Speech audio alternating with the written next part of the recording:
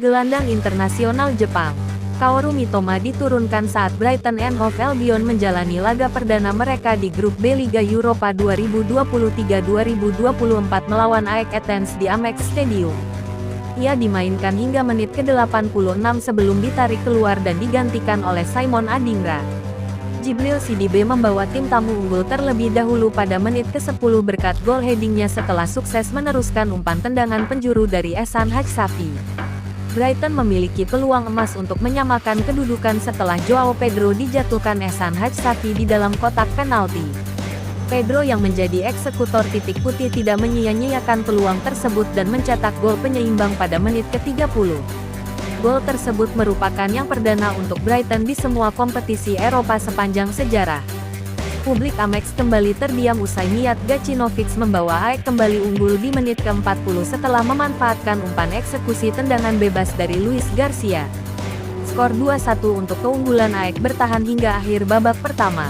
Di babak kedua, Brighton kembali mendapatkan hadiah penalti setelah Joao Pedro dijatuhkan Damian Szymanski pada menit ke-65. Pedro kembali mencatatkan namanya pada papan skor usai sukses mengkonversi peluang lainnya dari titik putih menjadi gol kedua untuk The Seagulls. Ezequiel Ponce mencetak gol ketiga sekaligus gol kemenangan untuk AEK pada menit ke-84.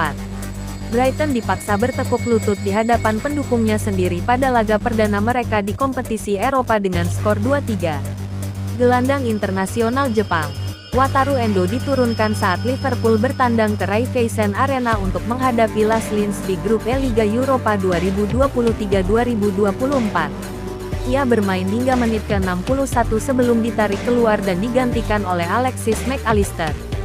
Florian Flecker membuat publik tuan rumah bersorak berkat golnya di menit ke-14 setelah menerima umpan dari eksekusi tendangan penjuru Sasha Horvat. Keunggulan 1-0 untuk Las bertahan hingga akhir babak pertama. Di babak kedua, Liverpool dihadiahi tendangan penalti setelah Luis Diaz dijatuhkan oleh Philippe Zierais di dalam kotak terlarang. Darwin Núñez yang bertindak sebagai eksekutor berhasil menceploskan bola tersebut ke dalam gawang Las dan Liverpool berhasil menyamakan kedudukan di menit ke-56. Luis Diaz memperbesar keunggulan Liverpool menjadi 2-1 pada menit ke-63 melalui tendangan kerasnya dari dalam kotak penalti. Setelah memanfaatkan umpan crossing mendatar Ryan Gravenberch dari sisi kiri pertahanan Las.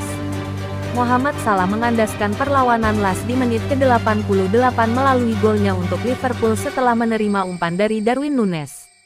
Laga ditutup dengan kemenangan 3-1 untuk The Reds.